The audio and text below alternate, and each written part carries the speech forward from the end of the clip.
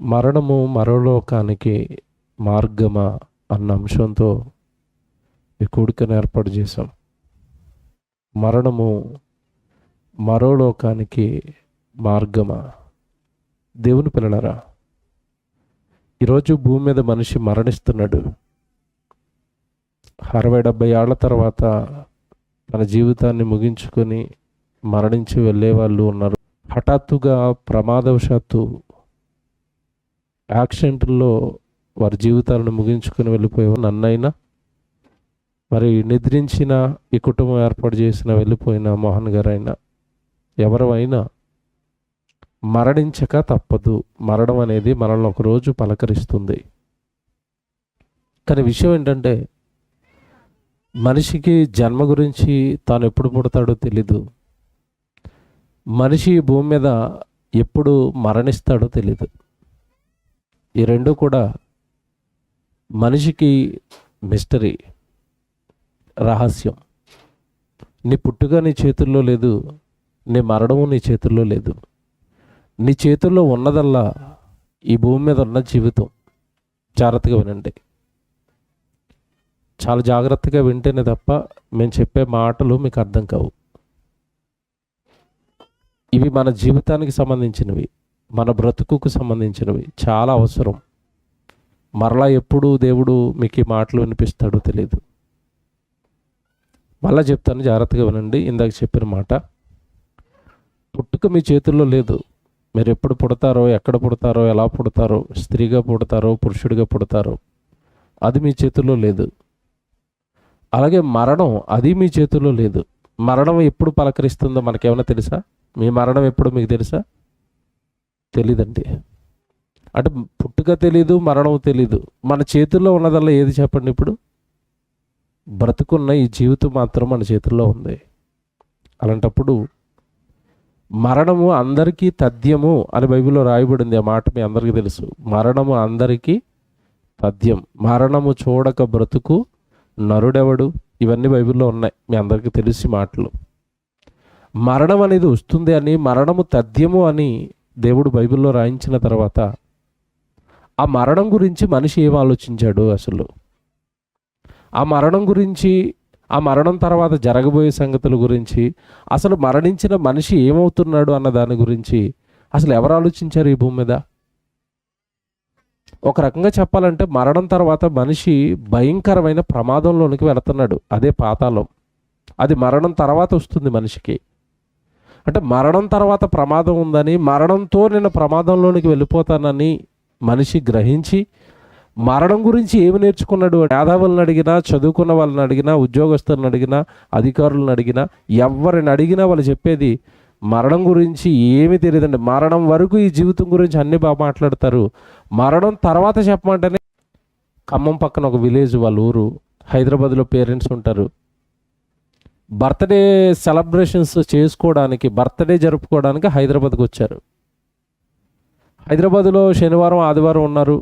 సోమవారం ఉదయం తిరిగి వాళ్ళు గ్రామానికి వెళ్ళిపోతున్నారు, తిరిగి వాళ్ళ ఊరికి వెళ్ళిపోతున్నారు.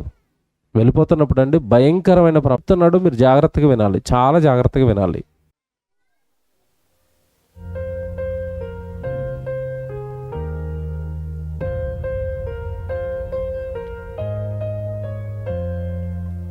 రాత్రంతా అంతులేని ఆనందం, ఉత్సాహంగా డాన్సులు, కేరింతలు. కానీ తెల్లారేసరికి తీవ్ర విషాదం. సూర్యాపేట జిల్లాలో జరిగిన రోడ్డు ప్రమాదంలో మృతి చెందిన దంపతుల చివరి దృశ్యాలు కంటతడి తెప్పిస్తున్నాయి. జాగ్రత్తగా వినండి, వాళ్ళు ఏం చెప్తున్నారో వినండి జాగ్రత్తగా.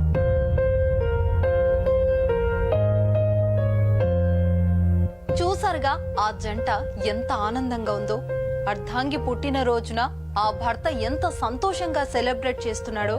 కానీ ఆ సమయంలో వారికి తెలియదు ఇదే తమ చివరి మజిలీ అని, ఇంకెప్పుడు కలిసి డాన్స్ చేయలేమని, తెల్లారితే ప్రాణాలు పోతాయని ఊహించుకోలేకపోయారు.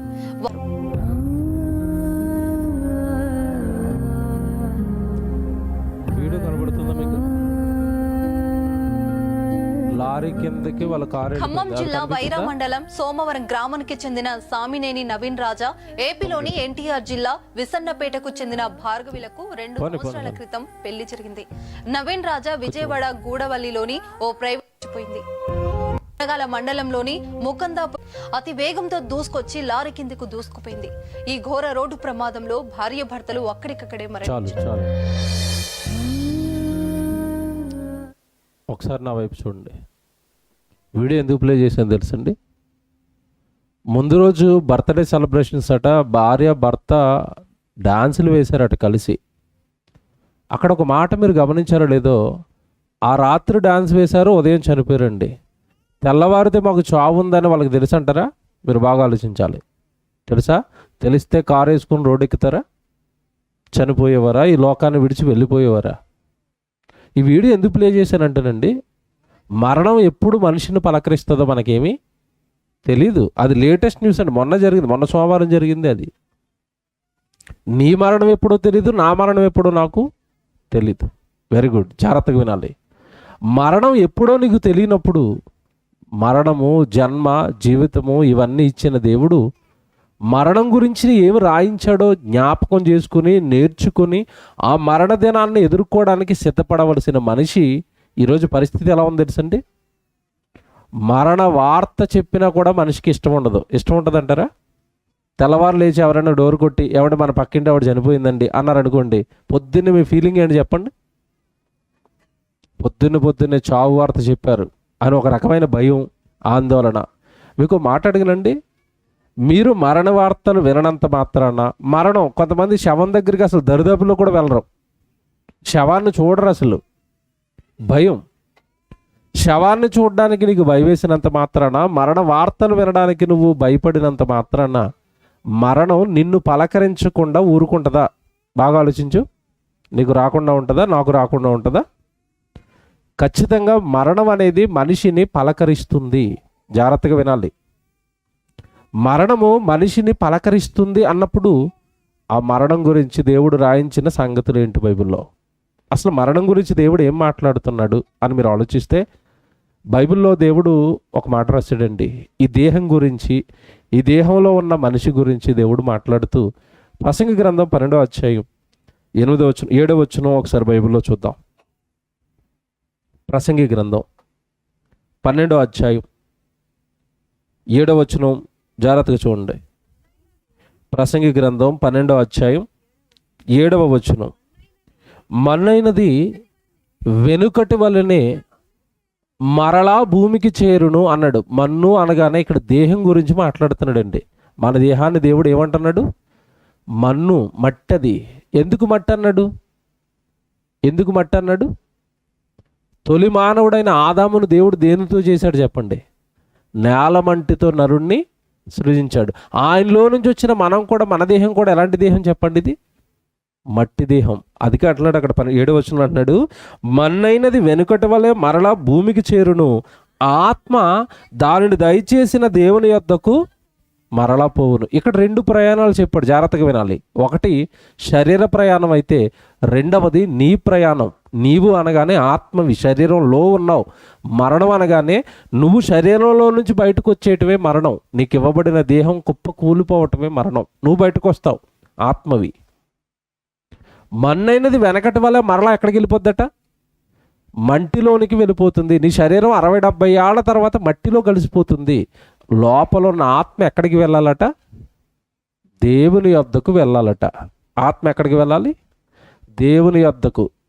ఆత్మను దయచేసిన దేవుని యొద్దకు. ఇక్కడ మాట అడుగుతాను, బాగా ఆలోచించాలి మీరు. దేవుడు ఎక్కడున్నాడు చెప్పండి? ఇప్పుడు దేవుడు ఎక్కడున్నాడు? పరలోకంలో ఉన్నాడు. అంటే నువ్వు మరణించి నీ ఆత్మ ఇప్పుడు ఎక్కడికి చేరాలి? పరలోకం చేరాలి. పరలోకం నీ ఆత్మ చేరాలి అంటే ఈ భూమి మీద ఈ బ్రతుకు ఏదైతే ఉందో, ఈ బ్రతుకు దేవుడు బ్రతకమన్నట్టుగా బ్రతకాలి. దేవుడు బైబిల్లో రాయించినట్టుగా పాపం చేయకుండా బ్రతకాలి, పవిత్రంగా బ్రతకాలి. మీ జీవితము, మీ దేహము దేవుడు కొరకు ఉపయోగపడాలి. అలా ఉపయోగపడిన వారి ఆత్మలను దేవుడు తన యొద్దకు చేర్చుకుంటాడు. మీకు ఒక ఉదాహరణ చెప్తాను. బైబిల్లో స్టెఫనును రాళ్లతో కొట్టి చంపేస్తున్నారు, తెలుసు కదా మీకు? యేసు ప్రభు గురించి సువార్త ప్రకటిస్తున్నందుకు స్టెఫన్ ఏం చేశారు? ఆ రోజు రాళ్లతో కొట్టి చంపేస్తున్నారు. ఆ రాళ్లతో కొట్టి చంపేస్తున్నప్పుడు చావుకు ముందు స్టెఫన్ గారు చెప్పిన మాట ఏంటి, పలికిన మాట ఏంటి? తండ్రి, ప్రభువా, నా ఆత్మను నీ యొద్దకు చేర్చుకో అన్నాడా? ఇప్పుడు మాట అడుగుతాను, చనిపోయే ముందు దేవుడు పనిలో ఉన్నాడు గనక, దేవుడు వాక్యం ప్రకటిస్తున్నాడు గనక, దేవుడి పక్షాన రాళ్ల దెబ్బలు తింటున్నాడు గనక నా ఆత్మను చేర్చుకో అన్నాడు. మనము ఎక్కడో పెళ్ళిలో బిర్యానీ తింటూ మనకు చావు వచ్చింది అనుకోండి. ఆ బిర్యానీ ప్లేట్ ముందున్నప్పుడు నీకు ఏమంటే చావు అనేది ఎవరికైనా తెలిసిపోతుంది కదా. నేను చచ్చిపోతున్నానని నాకు తెలుస్తుందో తెలియదు. కొన్ని క్షణాల ముందు నేను చచ్చిపోతానన్న సంగతి నాకు తెలిసిపోద్దండి. కొన్ని సెకండ్లు, కొన్ని క్షణాల ముందు తెలిసిపోద్ది. మీరు చనిపోయే ముందు మీకు తెలిసిపోతుంది. రోగంతో చనిపోతున్నారు అనుకోండి, డాక్టర్ గారు ముందే చెప్పేస్తారు కదా, మీకు 3 రోజులే అంటాడు. క్యాన్సర్ కానీ ఏదైనా వచ్చింది అనుకోండి, మీకు 3 రోజులే, సర్దుకోండి, ఐసీలో 3 రోజులు ఉంటారు, అంతే, తర్వాత అయిపోయింది మీ జీవితం అంటే తెలిసిపోయిద్ది. ఒకవేళ ప్రమాదం జరిగింది అనుకోండి, రక్తం అంతా వెళ్ళిపోతుంది అనుకోండి, ఏమిటి మన చుట్టుపక్కల అంతా కష్టపడుతూ ఉంటారు, మనకు చావు వస్తుందా లేదా అన్నది మనకు తెలిసిపోద్ది. ఒకవేళ నువ్వు చావొచ్చే ముందు, జాగ్రత్తగా వినాలి నేను చెప్పేది, నీ చావొచ్చే ముందు పెళ్లిలోనో విందులోనో వినోదాల్లోనో ఉండి, ఏమండి చావుకు ముందు స్టెఫన్ గారు పలికినట్టుగా, ఇదిగో తండ్రి నేను కూడా చచ్చిపోతానన్న ఆత్మను చేర్చుకోండి అన్నాం అనుకోండి, దేవుడు చేర్చుకుంటాడా? బాగా ఆలోచించాలి ఈ రాత్రి. చేర్చుకుంటాడా? చేర్చుకోడండి. ఎందుకు చేర్చుకోడు తెలుసా? జీవితం దేవుడిచ్చాడు, దేహం దేవుడిచ్చాడు, అందులో ఆత్మను దేవుడు పెట్టాడు, పైన ఆకాశం దేవుడు చేశాడు, నువ్వు కింద ఉన్న ఈ నేలను దేవుడు చేశాడు, నువ్వు అనుభవిస్తున్న పంచిపోతాలు దేవుడే చేశాడు, సూర్యుని మండిస్తున్నాడు, భూమిని నడిపిస్తున్నాడు, మనుషులకు అవసరమైన సమస్తాన్ని దేవుడు కష్టపడి మనుషులకు అందించి మనుషులను కని పెంచి పోషిస్తున్నాడు దేవుడు. అలా కని పెంచి పోషిస్తున్న దేవుడి కోసం భూమి మీద ఉన్న మనుషులు వారి జీవితాలలో దేవుడి కోసం చేస్తున్నదేంటి? యేసుప్రభు దేహం దేవుడికి ఉపయోగపడింది. ఒక స్టెఫను దేహం ఇందాక జ్ఞాపకం చేసినట్టుగా అది దేవుడికి ఉపయోగపడింది కనుక వాళ్ళు చనిపోయే ముందు యేసుప్రభు కూడా అదే మాట అంటాడు. చనిపోయే ముందు కూడా యేసుప్రభు అన్న మాట ఏంటి చెప్పండి? చనిపోయే చివరి క్షణాల్లో యేసుక్రీస్తుల వారు పలికిన మాట, సిలువలో 7 మాటలను చదువుకుంటాం కదా, ఏ మాట చెప్పండి? అది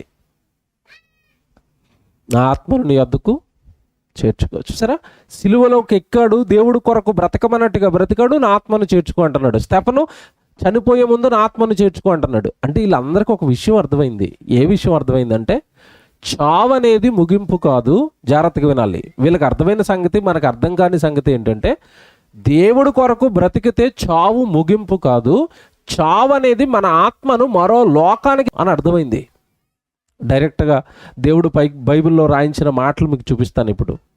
రాజుల మొదటి గ్రంథం తీయండి, 2వ గ్రంథం తీయండి. రాజుల 2వ గ్రంథం. బైబిల్ చాలా జాగ్రత్తగా వినాలి. రాజుల 2వ గ్రంథం 2వ అధ్యాయం 1వ వచనం చదువుతాం బైబిల్లో.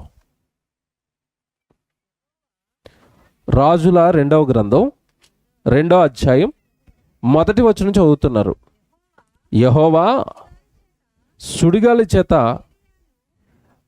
2వ గ్రంథం చదువుతున్నారా? ఒక్క నిమిషం, మొదటి గ్రంథం అనుకుంటాను, నేను చూపిస్తాను. మొదటి గ్రంథం, క్షమించండి, రాజుల మొదటి గ్రంథం 2వ అధ్యాయం 1వ వచనం.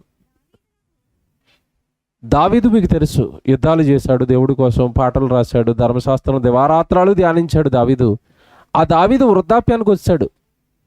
వృద్ధాప్యంలో తన కొడుకైన సొలొమోన్ను పిలిచి దావీదు సొలొమోను ఎదురుగ్గా పెట్టుకుని ఈ మాట మాట్లాడుతున్నాడు. జాగ్రత్తగా వినాలి. ఇది తన కొడుకు ముందు భక్తుడైన దావీదు మాట్లాడుతున్న మాట ఇది. ఏమండి? 2వ అధ్యాయం 1వ వచనం. దావీదుకు మరణకాలము సమీపింపగా. దావీదుకి ఏ కాలం సమీపించిందట? మరణకాలం. మనకి సమీపిస్తుందా? సమీపించదా? సమీపిస్తుంది. మన మరణకాలంలో మన పిల్లలతో మనం ఏం మాట్లాడతాం చెప్పండి? మీరు ఏం మాట్లాడతారు? ఆస్తుల పంపకాల గురించి మాట్లాడతారు. చిన్నోడా, మరి సంగారెడ్డిలో 4 ఎకరాలు ఉందరా, దాని డాక్యుమెంట్లు బీరువాలో కింద ఉన్నాయిరా, తుప్పట్టేయకుండా చూసుకోరా, ఇయ్య కదండి మరణకాలంలో మనం అప్పచెప్పే అప్పగింతలు. ఒరే పలానా ఓడికి 3 రూపాయల ఇంట్రెస్ట్కి వడ్డీకి డబ్బులు ఇచ్చాను రా, దానికి సంబంధించిన వాడి సంతకాలు పెట్టిన పేపర్లు బెడ్ కింద ఉన్నాయిరా, ఆ పేపర్లు జాగ్రత్త, నేను చచ్చిపోయిన తర్వాత కూడా వడ్డీ కోసం వాడిని పీడించి చంపేరా, ఇయ్య కదండి ఆస్తులు, అప్పులు, ఏమండి వడ్డీలు.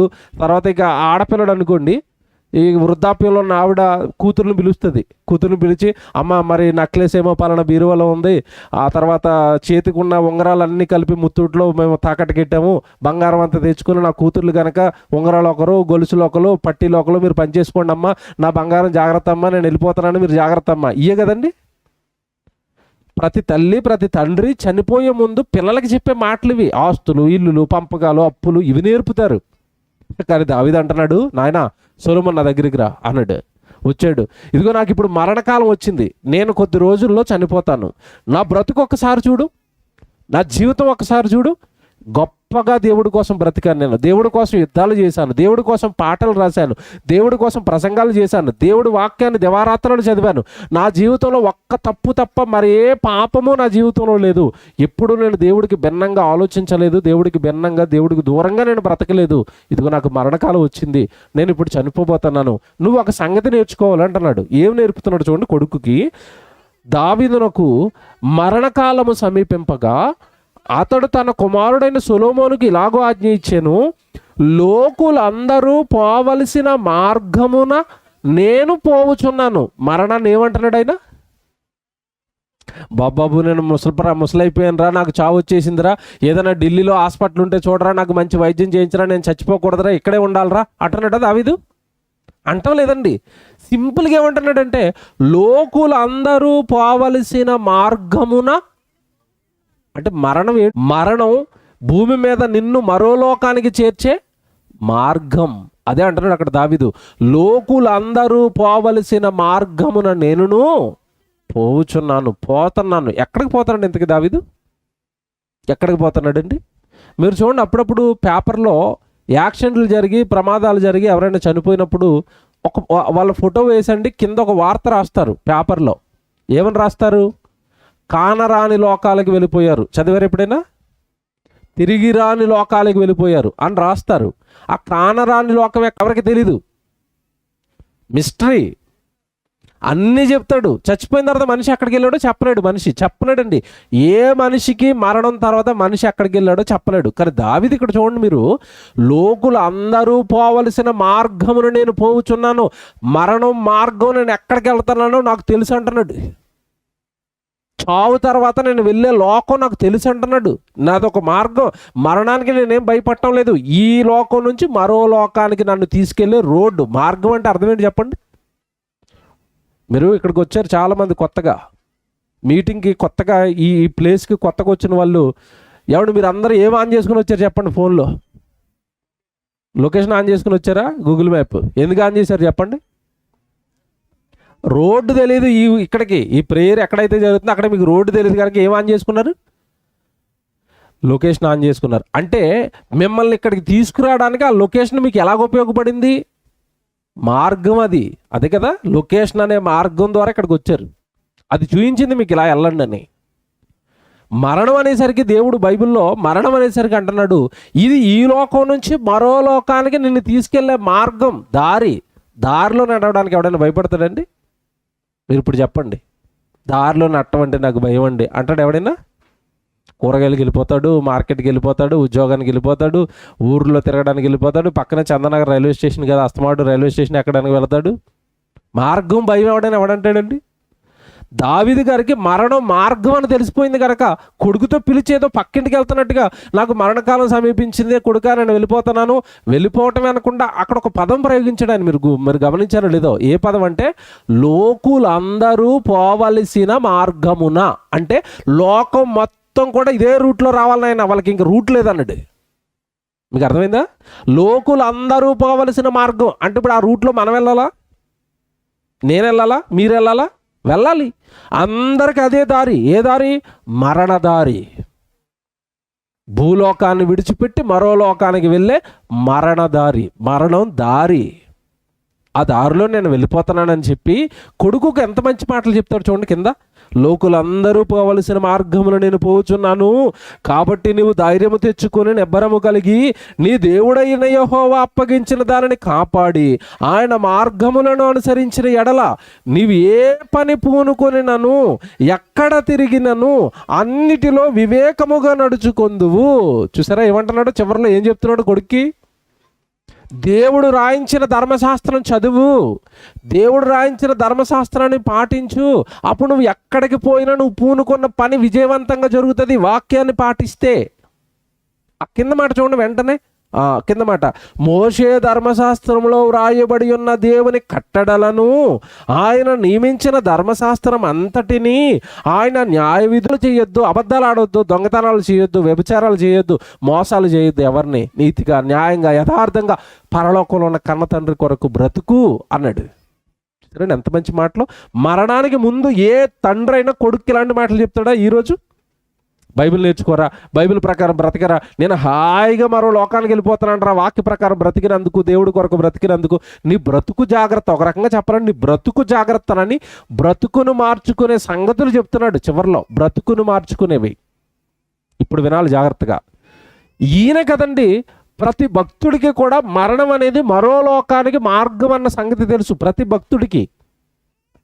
యెహోషువ గారు చనిపోయే ముందు ఆయన ఏం మాట్లాడుతున్నాడో యెహోషువ గ్రంథం చూపిస్తాను ఇప్పుడు మీకు. యెహోషువ గ్రంథం 24వ అధ్యాయం కూడా చూడండి. యెహోషువ గ్రంథం, ఆయనకి మరణకాలం వచ్చింది. మరణకాలానికి ముందు యెహోషువ గారు మాట్లాడుతున్న మాట 23వ అధ్యాయం 14వ వచనం చదువుదాం. యెహోషువ గ్రంథం 23వ అధ్యాయం 14వ వచనం చూడండి. ఇదిగో నేడు నేను సర్వలోకుల మార్గమున వెళ్ళుచున్నాను. చూసారా, నేను ఎక్కడికి వెళ్ళిపోతున్నాను అంటాడు, సర్వలోకుల మార్గమున వెళ్ళుచున్నాను. మీ దేవుడైన యెహోవా మీ విషయమై సెలవిచ్చిన మంచి మాటలన్నిటినీ ఒక్కటి అయినను తప్పి ఉండలేదని మీరు అనుభవపూర్వకముగా ఎరుగుదురు. ఇదిగో నేను కూడా లోకులందరూ పోవలసిన మార్గాన్నే నేను కూడా వెళ్ళిపోతున్నాను. భక్తులందరికీ చూడండి, మరణాన్ని ఈజీగా మార్గం మార్గం మార్గం అంటున్నారు వాళ్ళు. మరణం మార్గం అనేస్తున్నారు వాళ్ళు. ఎందుకు వాళ్ళు మరణాన్ని మార్గం అంటున్నారంటేనండి, మరణం అనేది ఈ లోకం నుంచి మనుషుల్ని మరో లోకానికి చేరుస్తుంది.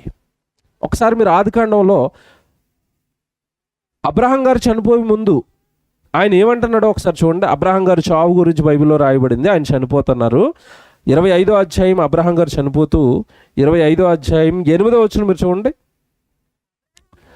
ఆదికాండం 25వ అధ్యాయం 8వ వచనం జాగ్రత్తగా చూడాలి ఈ మాట. అబ్రహాము నిండు వృద్ధాప్యమునకు వచ్చిన వాడై మంచి ముసలితనమున ప్రాణము విడిచి మృతి పొంది, ఎవడు మృతి పొంది శ్మశానానికి వెళ్ళిపోయాడనుందా, తన పితరుల యొద్దకు వెళ్ళాడనుందా? చూస్తారండి బైబిల్ అలా చెప్తున్నాడు దేవుడు. అబ్రహామట మంచి తన పితరుల యొద్దకు వెళ్ళాను. ఎవడు ఈరోజు చావు అంటే లోకానికి ఏమర్థమైందంటే చచ్చిపోయాడంటే ఇంకా అయిపోయాడు, చచ్చిపోయాడంటే ముగింపు, చావు అంటే శ్మశానంలోనికి శవం వెళ్ళిపోయింది, ఇక అతని జీవితం అయిపోయింది అని అనుకుంటున్నారు. కాదండి, చావు మరో లోకంలో నువ్వు జీవించడానికి ప్రారంభం. నీ ఆత్మ మరొక లోకానికి చేర్చే మార్గం, మరో లోకంలో నీ జీవితం ప్రారంభమయ్యేది మరణం తర్వాత. మర్చిపోకూడదు, మరణం తర్వాత మరో లోకంలో నీ జీవితం ప్రారంభమవుతుంది. నీ బ్రతుకును బట్టి నువ్వు వెళ్ళవలసింది పరలోకమా పరదేశా, లేదంటే నువ్వు వెళ్ళవలసింది పాతాళ లోకమా అన్నది భూమి మీద ఉన్న మన బ్రతుకును బట్టి డిసైడ్ అవుతుంది.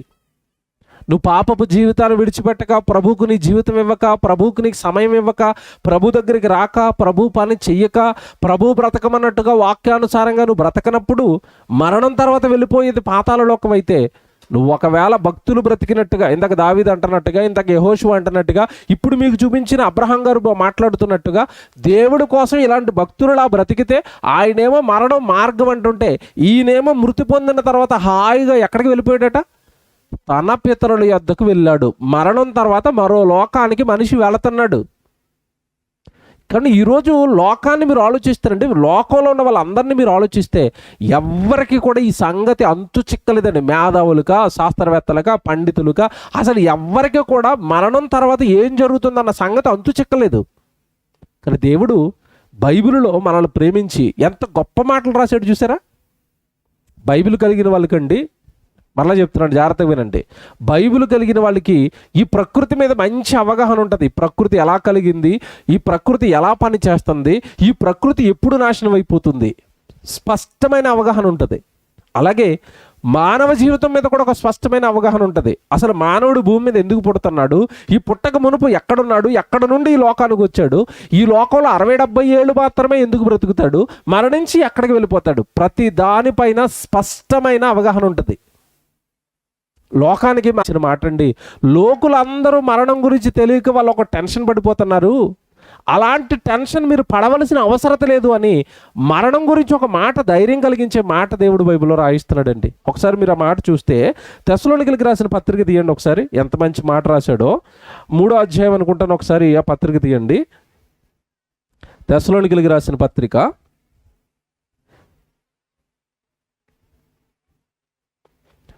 3వ అధ్యాయం 4వ అధ్యాయం 13వ వచనం చూడండి. తెస్సలోనికీయులకు రాసిన మొదటి పత్రిక 4వ అధ్యాయం 13వ వచనం.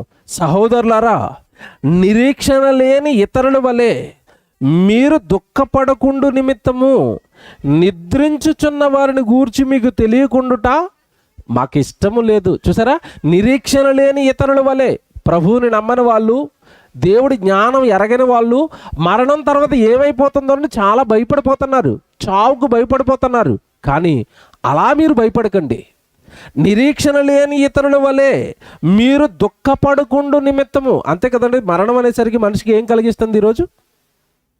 మరణం అంటే మనిషికి ఏంటి చెప్పండి? దుఃఖమా, ఆనందమా? దుఃఖమే కదండి. ఎవరైనా చనిపోతే ఏంటి? దుఃఖం. మీరు చనిపోతారన్న వార్త మీకు తెలియగానే కళలోంచి ఏమొస్తాయి? అమ్మ నేను చచ్చిపోతున్నాను అంటే హ్యాపీగా ఉంది, పండగ చేస్తాను, అందరికీ పార్టీ ఇస్తాను రండి అంటాడా? మరణం అనేసరికి దుఃఖం అండి. మరణం అనేసరికి దుఃఖం. మీకు మాట చెప్పనండి, బాగా ఆలోచించండి. మీరు లోతుగా ఆలోచిస్తే కానీ ఈ సంగతి అర్థమవుతుంది. నిజంగా మీరు దేవుడి కొరకు బ్రతికారు అనుకోండి, మరణం మిమ్మల్ని ఎక్కడికి తీసుకెళ్ళిపోద్ది చెప్పండి? దేవుడి దగ్గరికి తీసుకెళ్ళిపోద్ది. దేవుడి దగ్గరకు నువ్వు వెళ్ళిపోవటం అంటే నీ జీవితం పాస్ అయిపోవటం. మళ్ళా చెప్తున్నాను, దేవుడి దగ్గరికి నీ ఆత్మ వెళ్ళిపోవటం అంటే నీ జీవితం పాస్ అయిపోవటం. ఒకవేళ మరణం తర్వాత పాతాళానికి వెళ్ళిపోవటం అంటే నీ జీవితం ఫెయిల్ అయిపోవటం. ఎవడు నిజంగా ప్రభువులోనికి వచ్చిన మనము, దేవుడిని నమ్మిన మనము, నిజంగా బైబిల్ని చేతులు పట్టుకున్న మనం వాక్యానుసారంగా బ్రతికామనుకోండి, మనం ఎక్కడికి వెళ్ళిపోతాం చెప్పండి? దేవుడి దగ్గరికి వెళ్ళిపోతాం. దేవుడి దగ్గరికి వెళ్ళిపోవటం అనేది పాస్ అయితే, పాస్ అయిన వాడు ఎవడు పాస్ అవ్వడానికి సిద్ధంగా ఉన్నవాడు ఎవడైనా ఏడుస్తాడా? నేను పరీక్షలు బాగా రాసేసానండి, నాకు ఇప్పుడు ఏడుపు వస్తుందండి అంటాడా? పరీక్షలు బాగా భయం కదండి, రిజల్ట్స్ వచ్చే వరకు ఏమవుతానో, పాస్ అవుతుందో ఫెయిల్ అవుతుందో. నువ్వు ప్రభులోనికి వచ్చిన తర్వాత నిరీక్షణ లేని ఇతరుల వల్ల నువ్వేం చేయకూడదట? దుఃఖపడకుండా నిమిత్తం అన్నాడు. అంటే మరణించిన వాళ్ళ గురించి మనం ఏం చేయకూడదు? దుఃఖపడకూడదు. మనకే మరణం వస్తుందన్న మనం కూడా ఏం చేయకూడదు? దుఃఖపడకూడదు. అందుకే బైబిల్లో మీరు ఇర్మియా గ్రంథం చదువుతున్నప్పుడు చనిపోయిన వారిని గురించి మనం ఏం చేయొద్దు అన్నాడు? అంగలార్చవద్దు, ఏడవవద్దు. చనిపోయిన వాళ్ళ గురించి మనం ఏం చేయకూడదట? ఏడవద్దు. దేవుడి దగ్గర నుంచి వచ్చాడు, దేవుడి దగ్గరికి వెళ్ళిపోయాడు. నువ్వెందుకు ఏడుస్తున్నావు? నువ్వు వెళతావో లేదో అని ఏడు. నేను వెళతానా లేదా దేవుడి దగ్గరికి? నన్ను తీసుకుంటాడా లేదా దేవుడు? నన్ను స్వీకరిస్తాడా లేదా దేవుడు అని భయపడాలి తప్పండి వెళ్ళిపోయిన వారిని గురించి ఏడవలసిన అవసరత లేదు. ఒకవేళ వాళ్ళు దేవుడి దగ్గరికి వెళ్ళిపోయారు అనుకోండి, హ్యాపీ కదండి.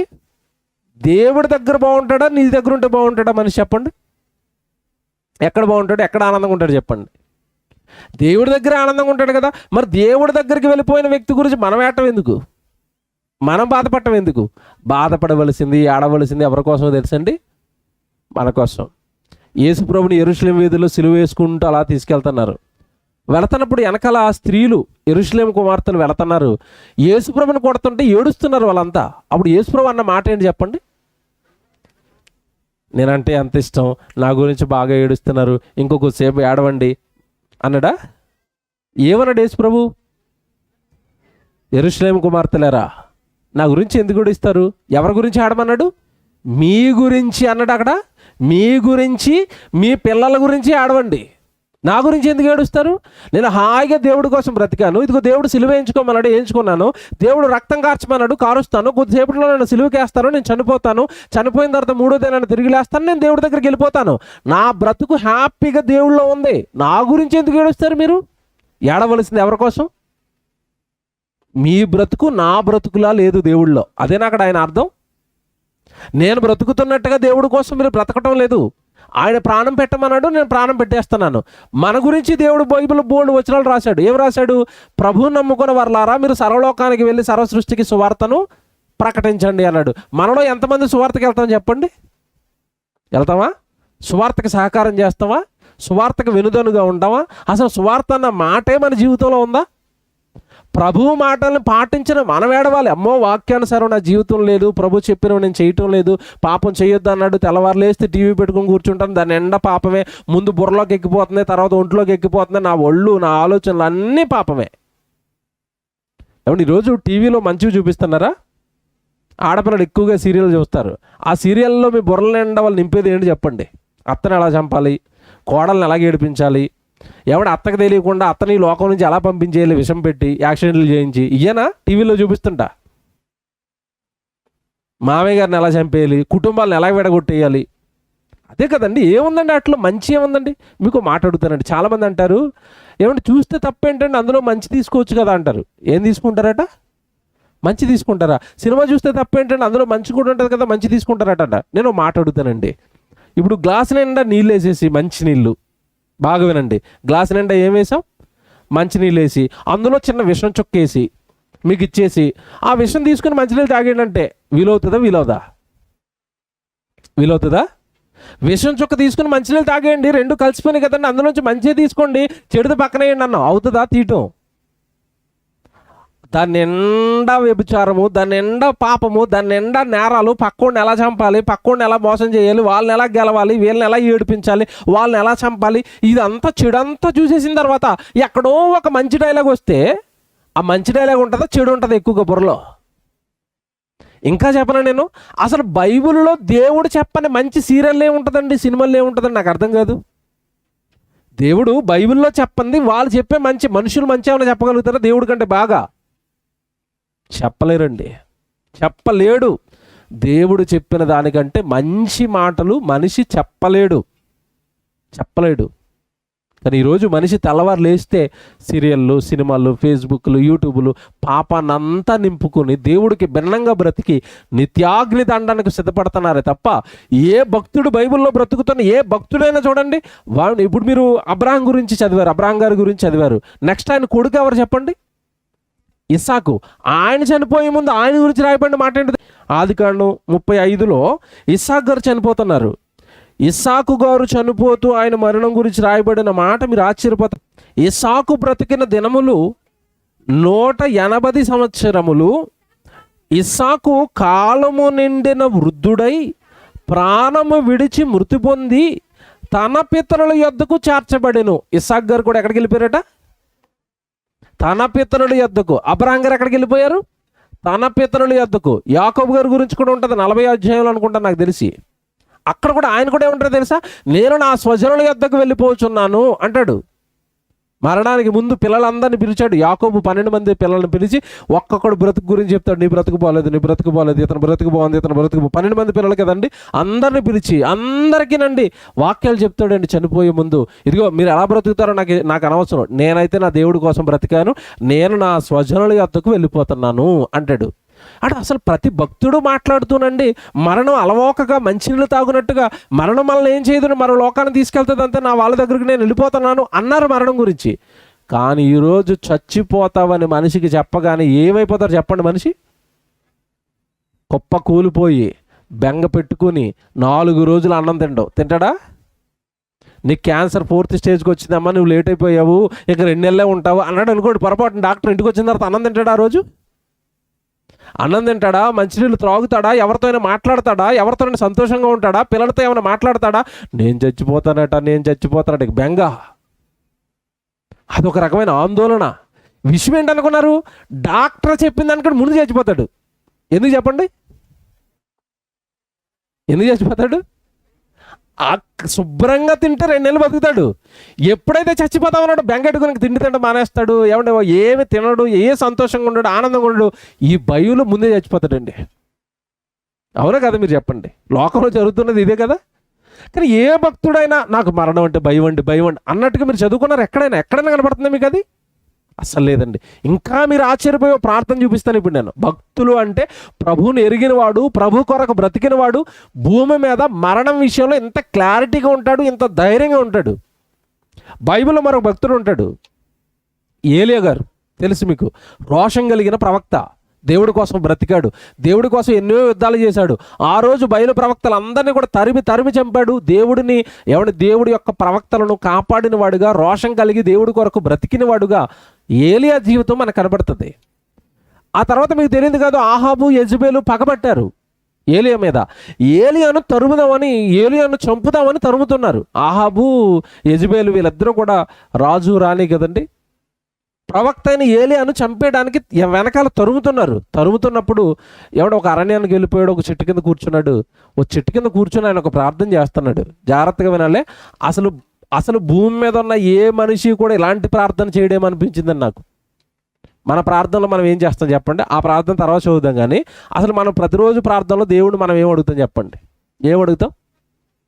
నన్ను కాపాడు తండ్రి, నాకు మంచి ఆరోగ్యమే తండ్రి, నేను ఎక్కువ కాలం బ్రతకాలి తండ్రి, లోకంలో బాగా పాపాలు చేయాలి తండ్రి, చందానగర్ అంతా అనుభవించాలి తండ్రి, పక్కన ఉన్న లింగంపల్లి కోటి అన్నీ తిరుక్కోవాలి తండ్రి, మా చుట్టాల ఇంటికి వెళ్ళాలి తండ్రి, గారెలు తినాలి తండ్రి, బూరెలు తినాలి తండ్రి, చికెన్ తినాలి తండ్రి, మటన్ తినాలి తండ్రి, తర్వాత ఇల్లు మొన్నే మొదలు పెట్టాను తండ్రి, అది పూర్తి అయిపోవాలి, దానిపైన ఒకటి వేయాలి, అసలు అవకాశం ఇస్తే ఆకాశం వరకు వేసుకుంటా వెళ్ళిపోవాలి. ఇవే కదండి తెల్లవారు లేస్తే మనుషులు దేవుడికి చేసే ప్రార్థనలు ఇవే కదా. నేను బాగుండాలి, నా పిల్లలు బాగుండాలి, పొరుగింటోడు నాశనం అయిపోయినా పర్వాలేదు, ఆడికి రక్షణ లేకపోయినా పర్వాలేదు, ఆడు గుడికి రమ్మని ఏనాడు అడగను, నేను ఆదివారం మొక్కు బాగుంటే చాలు, నా కుటుంబం బాగుంటే చాలు, పొరుగు వాళ్ళందరూ, కాలనీ వాళ్ళందరూ ప్రభు దగ్గరికి రాక నరకానికి వెళ్ళిపోతానా, పాతాళానికి వెళ్ళిపోతానా, నాకు పట్టను గాక పట్టదు. మన జీవితాలు ఎంత బాగుంటాయి ప్రభులో. దేవుడి కోసం బ్రతికాడు ఏలియా, ప్రార్థన చేస్తున్నాడు. ఏమంటున్నాడు చూస్తారా? రాజుల మొదటి గ్రంథం చూడండి. రాజుల మొదటి గ్రంథం 19వ అధ్యాయం 4వ వచనం చూడండి. రాజుల మొదటి గ్రంథం 19వ అధ్యాయం 4వ వచనం అండి. తాను ఒక దిన ప్రయాణము అరణ్యములోనికి పోయి ఒక బదరీ వృక్షము కింద కూర్చుండి, ఈ పదం అండర్లైన్ చేయండి. బైబిల్లో అందరూ పెన్ ఉంటే అండర్లైన్ చేసుకోండి. ఏ ఆపేక్షట? మరణాపేక్ష గలవాడై. అంటే ఇప్పుడు మరణం మీద ఇతనికి ఏం కలిగిందట? ఆపేక్ష. ఆపేక్ష అంటే ఏంటి చెప్పండి?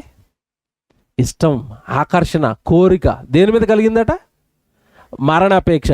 ఏలియాకు మరణాపేక్ష. భూమి మీద మనకి ఏ ఆపేక్ష? ధనాపేక్ష. తెల్లవారు లేస్తే మన మైండ్ అంతా ఆలోచన దేని కోసం చెప్పండి?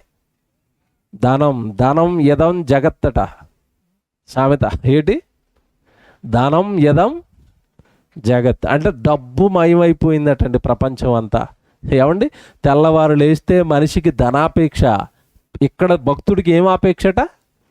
మరణాపేక్ష గలవాడై, మరణము ఆపేక్షకు వచ్చేసి ప్రార్థనలో ఏమంటున్నాడు తెలుసా? మరణాపేక్ష గలవాడై, యెహోవా నా పితరుల కంటే నేను ఎక్కువ వాడను కాను, ఇంత మట్టుకు చాలును. అంటే అర్థం ఏంటి? ఇప్పటి వరకు నేను నీ కొరకు జరిగించిన సేవ చాలు, నీ కొరకు చాలా చేశాను పనులు, నీ కొరకు చాలా చేశాను కార్యక్రమాలు, నా పితరుల కంటే నేను గొప్పవాడిని ఏం కాదు, నా వల్ల ఏదైందో నేను చేశాను తండ్రి, నీకు ఎంత మట్టుకు చాలును. అంటే అర్థం ఏంటి? ఇక నేను చేయలేకపోతున్నాను తండ్రి, ఎంత మట్టుకు చాలును.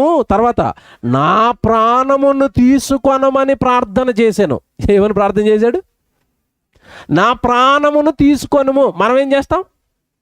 80 ఏళ్ల బామ్మ, 90 ఏళ్ల బామ్మ ఏమని ప్రార్థన చేస్తుంది?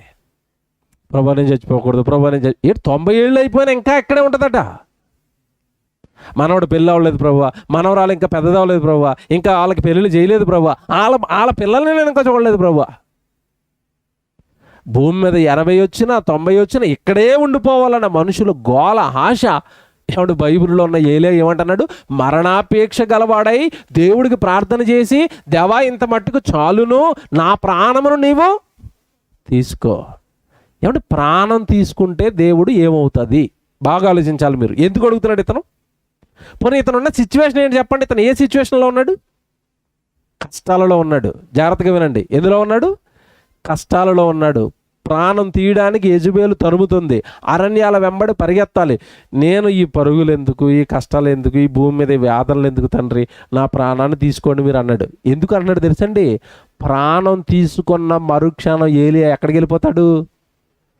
పరదేశంలోనికి వెళ్ళిపోతాడు. పరదేశంలో విశ్రాంత కష్టాలా? అంటే మరణించిన మరుక్షణం భక్తులందరూ దేంట్లోకి వెళ్ళిపోతారు చెప్పండి? ఇప్పుడు విశ్రాంతిలోనికి వెళతారు కనుక నా ప్రాణం తీసేసుకో. ప్రాణం తీసుకుంటే విశ్రాంతి, ప్రాణం ఉంటే దేవుడు పని. మళ్ళీ చెప్తాను, జాగ్రత్తగా వినండి. ప్రాణం ఉంటే దేవుడు పని చేయాలి, ప్రాణం పోతే ఎక్కడికి వెళ్ళిపోతాడు? విశ్రాంతిలోకి వెళ్ళిపోతాడు. విశ్రాంతి కోరుకుంటున్నాడు. ఇంత మట్టుకు చాలును అంటే, నేను ఇక పని చేయలేకపోతున్నాను ప్రభు, అలసిపోయాను, నాకు విశ్రాంతి ఇచ్చేయండి, నాకు రెస్ట్ ఇచ్చేయండి. అంతేనా?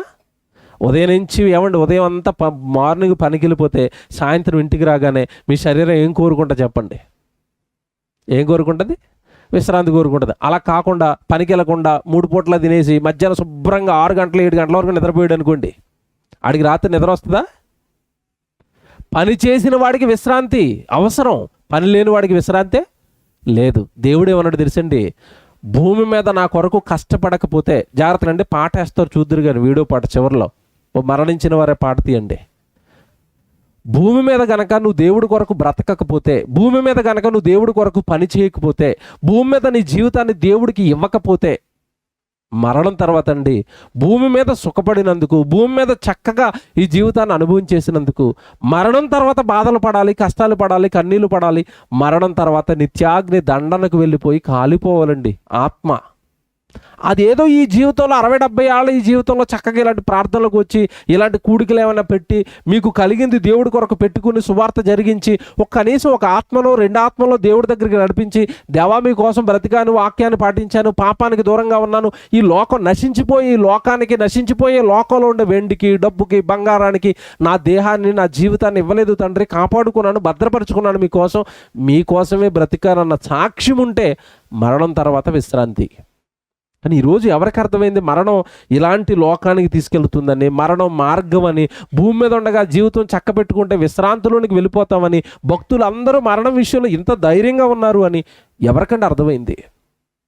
ఈరోజు మనుషులు ఎవరికి కూడానండి మరణం గురించి కానీ, మరణం తర్వాత సంగతుల గురించి కానీ ఆశ లేదు, ఆలోచన లేదు. అన్నీ కూడా దేని గురించో తెలుసండి. ఈరోజు తెల్లవారు లేస్తే మనిషి ఆలోచన లేదు. దేనికోసం చెప్పండి? ఈ దినం ఎలా లీడ్ చేద్దాం, ఈ మంత్ ఎలా గడుపుదాం, ఈ సంవత్సరం ఎలా గడుపుదాం, అన్నీ ఇవే కదండి లెక్కలు. ఈ సంవత్సరం చదువు, నెక్స్ట్ ఉద్యోగం, నెక్స్ట్ కారు, నెక్స్ట్ ఇల్లు, నెక్స్ట్ పొలము. ఈ జీవితాన్ని అలా చక్కగా ఈ లోకంలో ఉన్న వాటి కోసమే డిజైన్ చేసుకుంటారండి. దేవుడు భక్తుల ద్వారా ఒక మాట పలికించాడు, నాయనా నీ జీవితం చాలా త్వరగా ఈ భూమి మీద గడిచిపోతుంది. గడిచిపోయే లోపు లోకంలో ఏదో సాధించాలని దేవుడిని విడిచిపెట్టి, దేవుడి సన్నిధికి దూరం అయిపోయి, దేవుడి వాక్యానికి దూరం అయిపోయి నువ్వు బ్రతికావా? నువ్వు ఎగిరిపోవలసిన కాలం ఒకటి వస్తుంది, ఆ కాలానికి నువ్వు సిద్ధపడలేదా, నరకంలో పడిపోతావని రాశాడు దేవుడు బైబిల్లో. ఒక మాట చూపిస్తాను, కీర్తనల గ్రంథం చూడండి. కీర్తనల గ్రంథం 90వ అధ్యాయం చూడండి, 10వ వచనం నుంచి చదువుదాం. కీర్తనల గ్రంథం 90వ అధ్యాయం 10వ వచనం నుంచి మీరు చూడండి. మా ఆయుష్కాలము ఎంతకాలం అట? 70 సంవత్సరములు, అధిక బలమున్న ఎడల 80 సంవత్సరములగును, అయినను వాటి వైభవము ఆయాసమే దుఃఖమే. ఎవడు భూమి మీద మనిషికున్న ఆయుష్కాలం అంతా ఏంటట? ఈ దినాలన్నీ ఏంటట? ఎవడ ఆయాసం దుఃఖం కదండి. ఎవరు హ్యాపీగా ఉన్నారు చెప్పండి? ఇక్కడ అసలు విచిత్రం ఏంటి తెలుసండి? 10 సంవత్సరాలోడు ఆనందంగా లేడు, 20 సంవత్సరాలోడు ఆనందంగా లేడు, 37 ఆనందంగా లేడు, 57 ఆనందంగా లేడు, 90లో ఉన్నవాడు, 80లో ఉన్నవాడు ఆనందంగా లేడు. ఎందుకంటే దేవుడు చెప్పాడు, ఈ భూమి మీద నీకు ఇవ్వబడిన దినాలన్నీ కూడా ఏంటట? ఆయాసం దుఃఖం. నిజంగా ఆయాసం లేదండి. ఇక్కడ కూర్చున్న మీరు ఎవరికి ఆయాసం లేదా? ఆయాసం అంటే మెట్లు ఎక్కేటప్పుడు వచ్చే ఆయాసం గురించి మాట్లాడటం లేదు నేను. మీ జీవితంలో మీరు పడుతున్న ఆయాసాల గురించి చెప్తున్నాను. తెల్లవారి మంత్ వచ్చింది, నా ఎవడ మంత్లో కరెక్ట్గా 4వ తారీఖు 5వ తారీఖు వచ్చిందంటే ఈఎంఐల ఆయాసం లేదా? అప్పుల ఆయాసం లేదా? కొంతమంది శరీరాల్లో బీపీ, థైరాయిడ్, ఏమంటే షుగరు, కొంతమంది కాలు నొప్పులు, మెడ నొప్పులు, తలనొప్పులు, మైగ్రేన్లు, ఏమంటే తలంతా లాగేస్తూ ఉంటుంది. ఏంటంటే ఈ శరీరానికి ఆయాసాలేటి, దుఃఖాలేటి, కష్టాలేటి? దేవుడు చెప్పాడు, నీ భూమి మీద నీ దినాలు ఏవైతే ఉన్నాయో ఆ దినాలు అన్నిట్లో కూడా నీకు కలిగేది ఏంటట? ఆయాసం, దుఃఖమే. తర్వాత మాట చూడండి ఎంత బాగుంటుందో, వాటి వైభవము, ఆయాసము, దుఃఖమే అవి త్వరగా గతించును, మేము ఎగిరిపోవదుము. అవి త్వరగా గతించిపోతాయట. తర్వాత మనిషి ఏం చేయాలట? చందానగర్ నుంచి ఎగిరిపోవాలి. ఈ పాపిరెడ్డి కాలనీ కదండి, ఈ పాపిరెడ్డి కాలనీలో ఉన్న వాళ్ళు పాపిరెడ్డి కాలనీ నుంచి ఎగిరిపోవాలి. నేను పర్మనెంట్ అన్న వాళ్ళు చేయొద్దండి. ఇక్కడ ఎవరైనా ఉంటే, నేను ఎగిరిపోనండి, మా కాలనీ అండి, నా ఇల్లు అండి, ఇది నా పర్మనెంట్ అండి అంటారా?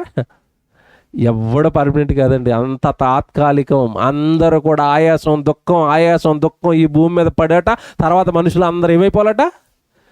మేము ఎగిరిపోవదుము, ఈ లోకం నుంచి మరో లోకానికి ఎగిరిపోవాలి. ఎగిరిపోవాలంటే మనల్ని తీసుకెళ్ళేది ఏది? ఇప్పుడు మన దగ్గరికి రావాల్సింది ఏది? మరణం అండి. మనల్ని తీసుకెళ్ళేది మరణం. దేవుడి దగ్గరికి మనం తీసుకెళ్లేది మరణం. దేవుడిని మనకి చూపించేది మరణం. దేవుడున్న లోకానికి మనల్ని తీసుకెళ్ళి నిలబెట్టేది మరణం.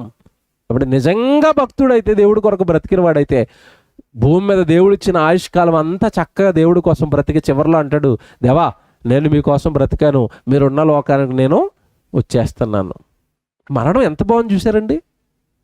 కానీ ఈరోజు మరణం అనేది మనుషులను భయపెడుతుంది. ఈ జ్ఞానం లేక, ఈ ఆలోచనలు లేక.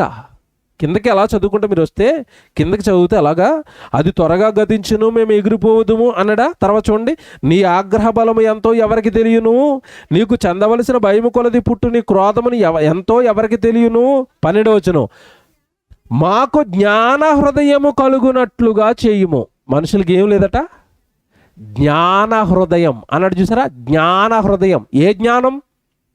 పుట్టుక గురించి జ్ఞానం లేదు, ఈ బ్రతుకు గురించి జ్ఞానం లేదు, చనిపోయిన తర్వాత ఏమవుతామన్న దాని గురించి కూడా జ్ఞానము లేదు. అందుకే భక్తుడు అంటున్నాడు, మాకు జ్ఞాన హృదయము కలుగునట్లుగా చేయుము. చూసారండి ఎంత బాగుందో. మళ్ళీ చదువుతాను చూడ మాట, మాకు జ్ఞాన హృదయము కలుగునట్లుగా చేయుము, మా దినములను లెక్కించుటకు మాకు. భూమి మీద మనిషి ఏం చేయాలట? బాగా అడుగుతున్నానే. ఇప్పుడు ఇది ఒక్కటి అర్థమైందంటే రేపటి నుంచి మీ ఫ్యూచర్ చాలా బాగుంటుంది, మీ భవిష్యత్తు చాలా బాగుంటుందండి. మనిషి భూమి మీద ఉన్నంతకాలం ఏం చేయాలట? మా దినములను లెక్కించుటకు మాకు నేర్పుము. మనిషి దినాలను ఏం చేయాలట? లెక్క పెట్టుకోవాలి. దేనికి లెక్క పెట్టుకోవాలి? ఇది మీకు అర్థమవుతుంది.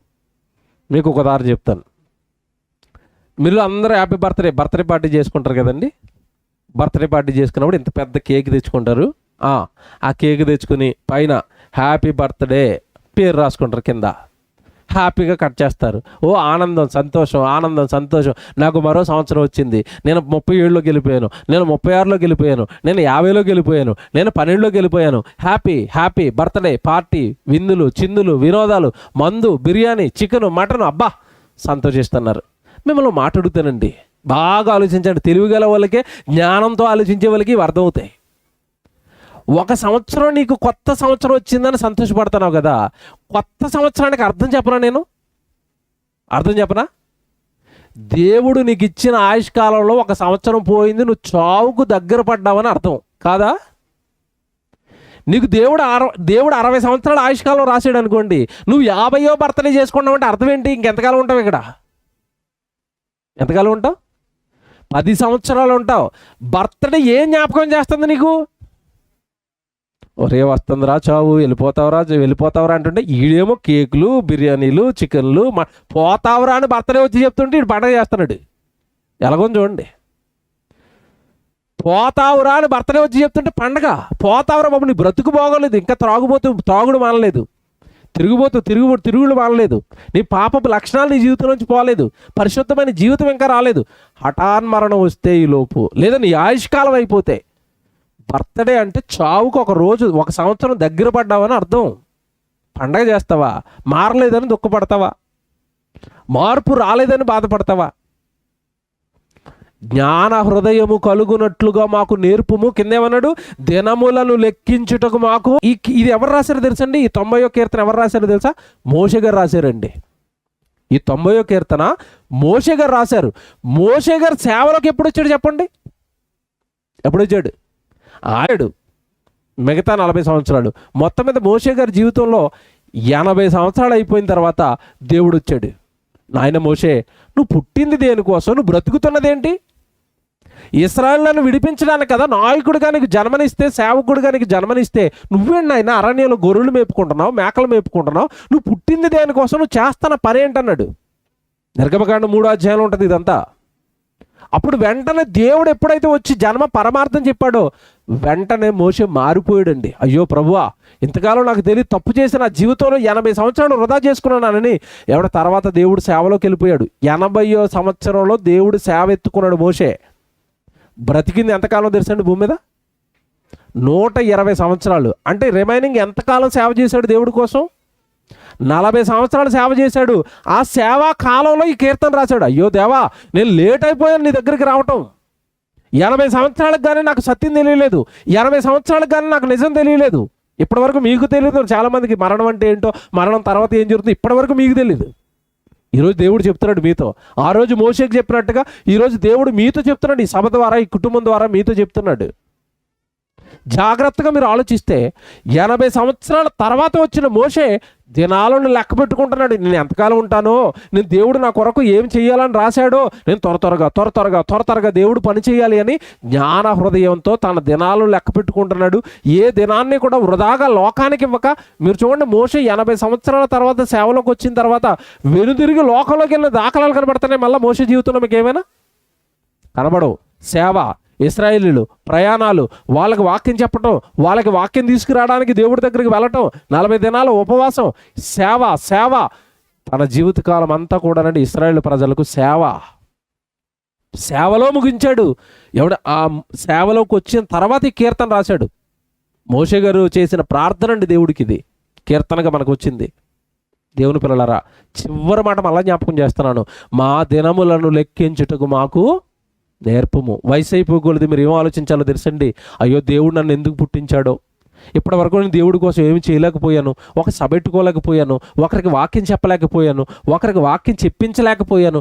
నా జీవితం ఏంటి దేవుడికి ఉపయోగపడకుండా అంతమైపోతుంది. నా కుటుంబానికి వాడాను, నా పిల్లలకు వాడాను, నా చదువులకు వాడాను, నా సుఖాలకు వాడాను, నా సంతోషాలకు వాడాను, నా దేహాన్ని, నా జీవితాన్ని దేవుడికి వాడలేకపోయాను అన్న బాధ. ఆ బాధ కనుక మీకు వస్తే మీ దినాలను మీరు లెక్క పెట్టుకుంటారు. నేను ఏం చేయలేకపోతున్నాను దేవుడికి అని. ఆయుష్కాలం తరిగిపోతున్న కొలది మనుషులలో పుట్టవలసిన ఆలోచనలు ఇవి. మాట చూపిస్తాను, మంచిది, ముగిస్తాను. యోబు గ్రంథం 9వ అధ్యాయం 25వ వచనం చూడండి. యోబు గ్రంథం 9వ అధ్యాయం 25వ వచనం. ఈ భూమి మీద ఉన్న దినాల కోసం ఎలా ఆలోచించాలి మనిషి? యోబు గ్రంథం 9వ అధ్యాయం 25వ వచనం. పరుగు మీద పోవు వాని కంటే నా దినములు గతించుచున్నవి. దినాలు ఎలా వెళ్ళిపోతున్నాయట? పరుగు మీద పోవు వాని కంటే, రన్నింగ్ రేసులో ఉన్నవాడు ఎలా పరిగెడతాడు అంత స్పీడ్గా మన దినాలు అయిపోతున్నాయట. ఏమంటే మీకు అయ్యాయో లేదో ఒక్కసారి మీరు వెనక్కి వెళ్ళి తిరిగి చూసుకోండి. అప్పుడప్పుడు చాలామంది అంటే పాత ఫోటోలు చూసుకుంటూ ఉంటారు. మీ పాత ఫోటో చూసుకోండి ఒకసారి. మీరు 20లో ఉన్న ఫోటో, 15లో ఉన్న ఫోటో చూసుకోండి, ఇప్పుడు ఫోటో చూసుకోండి ఎలాగుంది. చాలామందికి నేనేనా అన్న డౌట్ వస్తుంది. అప్పుడు అలాగొన్నాను, ఇప్పుడు ఎలాగొన్నాను చూసారండి, తేడా వచ్చాం. చాలామంది చిన్నప్పుడు ఫోటోలు చూస్తున్నప్పుడు ఒకలా ఉంటారు, పెద్ద అయిపోయిన తర్వాత ఒకలా ఉంటారు. దినాలు చాలా స్పీడ్గా మిమ్మల్ని ఇక్కడ తీసుకొచ్చేసేయండి. అంతే స్పీడ్గా వృద్ధాప్యంలోకి తీసుకెళ్తాయి. అంతే స్పీడ్గా మనల్ని ఎక్కడికి తీసుకెళ్తాయి? మరణం, చావులోనికి తీసుకొని వెళతాయి. అదే రాస్తున్నాడు భక్తుడు అక్కడ. ఎంత బాగా రాశాడు చూసారా?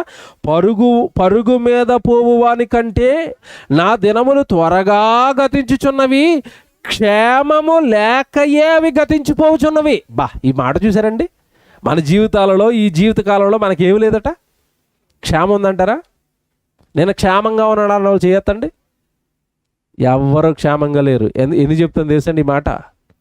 మీరు ద్రాక్ష పళ్ళు తిన్నారనుకోండి రోగం, యాపిల్ పండు తిన్నారనుకోండి రోగం, అన్నం ఎక్కువ తిన్నారనుకోండి షుగరు, మటన్ చికెన్ బాగా ఎక్కువ తినేసారనుకోండి కొలెస్ట్రాల్, గుండెపోటు. ఏముంది చెప్పండి సుఖం ఇందులో? బాగా ఆలోచించండి నేను చెప్పేవి. ఇందాక నేను వస్తున్నప్పుడు ఒక అతను వీడియో పెట్టాడు, మతిపోయింది నాకు. అన్నీ చూపించలేకపోతే సరిగా లేదు ఇక్కడ ఎక్విప్మెంట్. ద్రాక్ష పళ్ళు అండి, మనకు తెలుసు కదండి, పచ్చ కలర్ ద్రాక్ష పళ్ళు వస్తాయి మీ దగ్గరికి. షాపులో కొనుక్కున్నప్పుడు జాగ్రత్త, నేను చెప్పేది వినండి బాగా. ద్రాక్ష పళ్ళు కొనుక్కునేటప్పుడు చూసుకోండి, బ్లాక్ కానీ పచ్చవి కానీ. ద్రాక్ష పళ్ళు కంటే అంత పచ్చ కలర్ వచ్చేసి అంత నిగనిగలాడిపోతూ ఉండవండి ఒరిజినల్ కాయలు. దానికి వాళ్ళు ఏం చేస్తున్నారు తెలుసండి?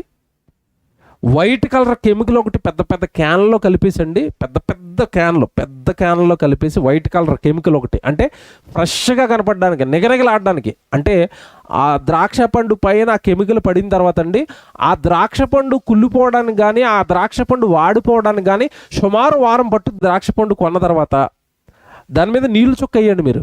నీళ్ళు వేస్తే వెంటనే ఏమైపోతాయి? జారిపోతాయి. జారిపోయి ఆ ఎండిపోయిన తర్వాత అక్కడ ఎలా కనపడుతుంది తెలుసండి? అది తెల్లగా వైట్ కలర్లో కనబడుతుంది. ఆ వైట్ కలర్లో కనబడుతున్నది అంతా కెమికలే. క్యాన్సర్ వస్తుంది అది తింటే. దాన్ని మీరు ఎలా గోకుండా వైట్ కలర్ అంతా పోతుందండి. పోయిన తర్వాత నీళ్ళు వేయండి, ఆ నీళ్లు ద్రాక్ష పండుకి అతుక్కుపోతాయి, కిందకి జారవు. అంటే ఈ ద్రాక్ష పళ్ళు పాడైపోకుండా, అందుకే మీరు ద్రాక్ష పళ్ళు తెచ్చుకున్నా, ఏ పండు తెచ్చుకున్నా, మళ్ళీ చెప్తున్నాను ఆడపిల్లలు జాగ్రత్త, మీరు షాపులో నుంచి ఏ పండు తెచ్చుకున్నా సరే, ఇది ఒక సాల్ట్ ఉంటుందండి, ఏదో సాల్ట్ అంటారు దాన్ని. దాన్ని వేసి శుభ్రంగా 4-5 సార్లు గిన్నెలో వేసి కడిగిన తర్వాత పిల్లలకి పెట్టండి. డైరెక్ట్గా పిల్లలకి ఏదో ట్యాప్ దగ్గరికి ఎట్టుకెళ్ళి పండు అలా కడుక్కుని ఒకసారి నోట్లో వేసాడు అనుకున్నాడు, ఆ కెమికల్ అంతా వాడు నోట్లోకి పోయిద్ది. వాడు పెద్ద అయ్యేసరికి భయంకరమైన క్యాన్సర్లు వాడిని వెంటాడతాయి, చనిపోతాడు వాడు త్వరగా. పిల్లలు చనిపోతారు ఫ్రూట్స్ పెట్టడం వల్ల, పిల్లలు చనిపోతారు. ఆ ఫ్రూట్స్ పైన ఈరోజు పెట్టిన కెమికల్ అలాంటిదండి.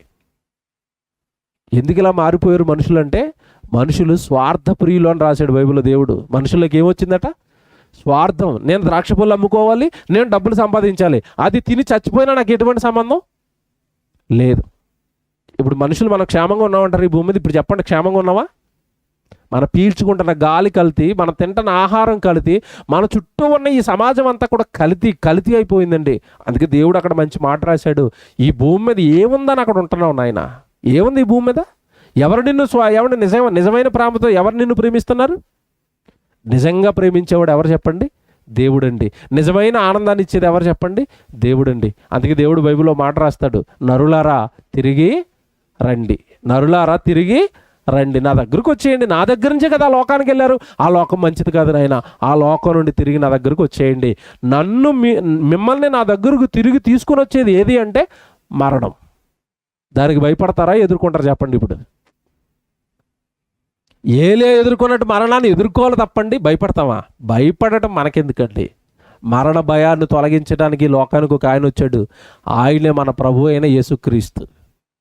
ఆయన వచ్చిన తర్వాత ఈ లోకానికి మరణ భయం పోయింది. ఎలా పోయింది తెలుసండి? సిలువేస్తున్నారు, కొడుతున్నారు, తిడుతున్నారు, చచ్చిపోతాడు. ఇక చావుకి ఏమైనా భయపడుతున్నాడండి? భయపడకపోగా ఆ యెరూషలేములోనికి ఆ చావుకు వెళ్ళక మునుపు శిష్యులతో ఏమని మాట్లాడాడు తెలుసా? ఇదిగో నేను యెరూషలేముకి వెళతాను, శాస్త్రులు పరిసయ్యులు ప్రధాన యాజకులు నన్ను హింసిస్తారు, సిలువకి చంపేస్తారు, 3వ దినాన్ని నేను తిరిగి లేచి ఈ ప్రపంచానికి తిరిగి లేచిన మొట్టమొదటి వ్యక్తిగా కనబడ్డా?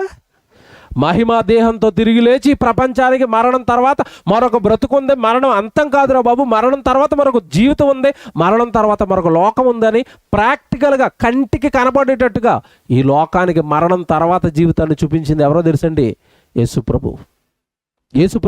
ఏమిటో నిజంగా ప్రకృతిలోనండి, యేసుప్రభు కంటే ముందు ప్రకృతిలో చాలా జీవులను పెట్టాడు. మరణం తర్వాత జీవితం ఉందరా, మరణం తర్వాత జీవితం ఉందరా, ఇదే జీవితం కాదురా అని చాలా జీవులు పెట్టాడండి. గొంగళి పురుగు చచ్చిపోయిన తర్వాత ఎలా మారుతుంది చెప్పండి? సీతాకోక చిలుక అయింది, దాని చావులో నుంచి ఇంకో జీవితం వచ్చింది దానికి. అలాగే భూమి మీద ఉన్న మనుషులకు కూడా మరణం అంతం కాదు, మరో లోకానికి మార్గం, మరో జీవితానికి మార్గం అని ఎవడు బైబిల్లో రాయించినా, ప్రకృతిలో ఇలాంటి జీవులతో సాక్ష్యాలుగా పెట్టినా, మనుషులు ఈ జ్ఞానాన్ని సంపాదించలేనప్పుడు, ఈ జ్ఞానాన్ని ఆలోచించలేనప్పుడు యేసుక్రీస్తుల వారిని దేవుడి లోకానికి పంపించి, ఇదిగో మరణం చూడండి నన్ను ఏమీ చేయలేకపోయింది, మరణాన్ని నేను గెలిచానన్నాడు. యేసుక్రీస్తుల వారు మరణాన్ని ఏం చేశాడు? గెలిచాడు, తిరిగి లేచాడు. మరణం నన్ను ఏమీ చేయలేకపోయింది, నన్ను నమ్మిన మిమ్మల్ని కూడా మరణం ఏమీ చేయలేదు. ప్రభు మాట్లాడుతూ ఓ మాట చెప్పి ముగించేస్తానండి. యోహాను సువార్త 12వ అధ్యాయంలో యేసుప్రభు మాట్లాడి చూపించాలి కదా. యోహాను సువార్త 12వ అధ్యాయం 23వ వచనం చూడండి బైబిల్లో. యోహాను సువార్త 12వ అధ్యాయం 23వ వచనం. అందుకు యేసు వారితో ఇట్లా, నేను ఏమండి, మనుష్య కుమారుడు మహిమ పొందవలసిన గడియ వచ్చి ఉన్నది, గోధుమ గింజ భూమిలో పడి చావకుండిన ఎడల అది ఒంటిగానే ఉండును, అది చారముగా ఫలించును. యేసుప్రభు చూడడానికి గ్రీసు దేశస్తులు, గ్రీసు దేశం నుంచి జ్ఞానులు వచ్చారండి. శిష్యులు వచ్చి చెప్పారు, ప్రభా నిన్ను జ్ఞానులు వచ్చి చూడాలనుకుంటున్నారు, రమ్మంటావా అంటే వాళ్ళకి ఇచ్చిన సమాధానం అండి ఇది. ఇప్పుడు నన్నేం చూస్తారు నాయన వాళ్ళు? ఇప్పుడేం చూస్తారు నన్ను జ్ఞానులు? ఇదిగో మీకు లాంటి 6 అడుగుల దేహమే, మీకు లాంటి 2 చేతులే, మీకు లాంటి 2 కళ్ళే, ఈ మానవ దేహాన్ని వాళ్ళు ఏం చూస్తారు ఇప్పుడు? తర్వాత చూడమనండి. ఎప్పుడు? చనిపోయిన తర్వాత చూడమనండి యేసుప్రభు అంటే ఏంటో. అదే చెప్తున్నాడు అక్కడ. ఎన్నో వచనం? 23వ వచనంలో, అందుకు యేసు వారితో ఇట్లనెను, మనుష్య కుమారుడు మహిమ పొందవలసిన గడియ వచ్చి ఉన్నది. కొద్ది రోజుల్లో నన్ను సిలువేసేస్తారు, నన్ను చంపేస్తారు, నేను తిరిగి లేస్తాను, అప్పుడు చూడమనండి జీవితం అంటే ఏంటో. ఈ దేహాన్ని ఏం చూస్తారు? రక్తము, మాంసపు ముద్ద ఈ దేహం. ఈ దేహం నిండా రోగాలు, ఈ దేహం నిండా బాధలు, ఆయాసం, దుఃఖం, దీన్నేం చూస్తారు? ఈ దేహాన్ని విడిచిపెట్టిన తర్వాత మహిమా దేహాన్ని తెచ్చుకుంటాను, మహిమలోనికి వెళతాను, దానిని చూడమనండి అంటున్నాడు. ఎత్తమా మాట్లాడుతాడు చూసారా? మనుష్య కుమారుడు మహిమ పొందవలసిన గడియ వచ్చి ఉన్నది. గోధుమ గింజ భూమిలో పడి చావకుండిన ఎడల అది ఒంటిగానే ఉండును, చచ్చిన ఎడల మరలా విస్తారం. అంటే ఏ గింజ అయినా అంతే కదండి. గింజ చూడడానికి ఎలా ఉంటుంది చెప్పండి? ఆడపిల్లలు చింతపండు పిసుకుతారండి రసం వేయడానికి. రసం వేసిన తర్వాత ఇక్కలు మిగిలిపోతాయి, చింతపండు గింజలు. ఆ గింజలు అలా విసురుతారు నేలలోనికి. చూడడానికి ఆ గింజ ఎలాగుంటుంది చెప్పండి? చిన్నది, నల్లగా ఉంటుంది. చింతపిక్క మీకు తెలుసు కదండి, నల్లగా ఉంటుంది, పైన బ్లాక్ కలర్ చర్మం ఉంటుంది దానికి. నేలలో పడిపోయింది. నేలలో పడిపోయిన తర్వాత గింజ ఏమైపోతుంది? కొద్ది రోజులకి చచ్చిపోయింది, ఉడిగిపోయింది, చచ్చిపోయింది. దానిపైన ఉన్న బ్లాక్ చర్మం అంతా రాలిపోయింది. రాలిపోయిన తర్వాత చచ్చిపోయిన చింతపిక్క గింజలో నుంచి ఒక చిన్న మొలక వస్తుంది. వచ్చింది. ఆ మొలక కొద్ది రోజులకు మొక్క అవుతుంది. ఆ మొక్కను అలా జాగ్రత్తగా కనపడితే ఏమైపోద్ది? చింత చెట్టు, మహావృక్షం.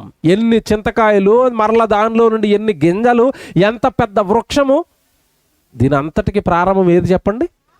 చిన్న గింజ. అది చచ్చిన తర్వాత చెట్టు బయటకు వచ్చింది. అలాగే మనం ఈ లోకంలో ఈ జీవితాన్ని ముగించిన తర్వాత ఆత్మ బయటకు వస్తుంది. ఆత్మ ఎంత ఉంటుంది అనుకుంటున్నారు? మన ఆత్మ ఎంత ఉంటుంది? దేవుడు ఎంత ఉంటాడు చెప్పండి? ఆకాశము నా సింహాసనము, భూమి నా పాదపీఠం. ఆయనలో నుంచి వచ్చిన మనం కూడా ఎంత ఉంటాం? అంతే ఉంటాం. కాకపోతే దేవుడు ఇరికించి 6 అడుగుల దేహంలో పెట్టాడు. ఇప్పుడేముందండి మనిషి? చచ్చిపోయిన తర్వాత ఈ దేహం నేలలో పడిన తర్వాత బయటకు వస్తాం మనం. మహిమ స్వరూపంతో దేవుడిచ్చిన స్వరూపం ఆత్మగా బయటకు వచ్చినప్పుడు ఆ రూపాన్ని చూడాలి ఈ లోకం. అదే చెప్తున్నాడు అక్కడ యేసుప్రభు. నన్ను ఇప్పుడేం చూస్తారయ్యా? ఇప్పుడేం చూస్తారో తర్వాత రమ్మనండి. చనిపోయిన తర్వాత నా మహిమా దేహాన్ని, మహిమా స్వరూపాన్ని చూడడానికి రండి, మరణం తర్వాత జీవితం చూడడానికి రండి అన్నాడు. దేవుని పిల్లలారా, ఒకటే చివరి మాట 13వ అధ్యాయానికి రండి, పక్కకి 13వ అధ్యాయానికి. ఎందుకు ఈ జీవితం? ఎందుకు ఇలాగ మరణం తర్వాత మనం బయటికి వెళ్ళాలి? మరణం తర్వాత మరో లోకానికి మనం ఎందుకు వెళ్ళాలి అంటే 13వ అధ్యాయం 3వ వచనంలో ఒక మాట చెప్తాడు ప్రభు. యోహాను సువార్త 13వ అధ్యాయం 3వ వచనంలో, తండ్రి తన చేతికి సమస్తమును అప్పగించేననియు తాను దేవుని యొద్ద నుండి బయలుదేరి వచ్చేననియు. యేసుప్రభు ఎక్కడి నుంచి బయలుదేరి వచ్చాడట? దేవుడి దగ్గర నుండి బయలుదేరి వచ్చాడు. Very good. నెక్స్ట్, దేవుని యొద్దకు తిరిగి వెళ్ళవలసి ఉన్నదనియు యేసు ఎరిగాడట. ఏమెరిగాడు? తాను దేవుని యొద్ద నుండి వచ్చానని, తాను దేవుని యొద్దకు తిరిగి వెళ్ళవలసి వచ్చానని యేసు ఎరిగాడు. జ్ఞాపకం ఉంచుకున్నాడు భూమి మీద. మనకి జ్ఞాపకం ఉందా? మీరు ఎంతమంది జ్ఞాపకం ఉంది చెప్పండి? నేను దేవుడి దగ్గర నుంచి వచ్చాను, దేవుడు పని చేయాలి, దేవుడి దగ్గరికి వెళ్ళిపోవాలి. ఎంతమందికి జ్ఞాపకం ఉంది ఇది? ఈ జ్ఞాపకం ఉండవు మనకి. హైదరాబాద్లో ఉంటున్న వాళ్ళందరికీ సొంత ఊర్లు ఉంటాయి. సంగారెడ్డి, వికారాబాదు, కర్నూలు, కడప, ప్రకాశము. ఆ పరలోకం గుర్తుండదు, కానీ మనకి ఈ సంగారెడ్డి గుర్తుంటుంది, వికారాబాద్ గుర్తుంటుంది, ప్రకాశం గుర్తుంటుంది, కర్నూలు గుర్తుంటుంది. అక్కడికి ఎప్పుడు వెళ్ళిపోదామా? మా అమ్మను చూడాలి, మా నాన్నను చూడాలి, నా ఫ్రెండ్స్ చిన్నప్పుడు గూటికెళ్ళాడు చూడాలి, మా ఊరును చూడాలి, మా ఊరిలో ఉన్న బావిని చూడాలి. అబ్బబ్బబ్బబ్బా, మనుషులకి పిచ్చండి సొంత ఊర్లు అంటే. యేసుప్రభుకి దేని మీద ఉంది ఆలోచన అంతా? నేను పరలోకం నుండి దిగొచ్చాను, తిరిగి నేను మళ్ళీ ఎక్కడికి వెళ్ళాలి? భయపడ్డాం.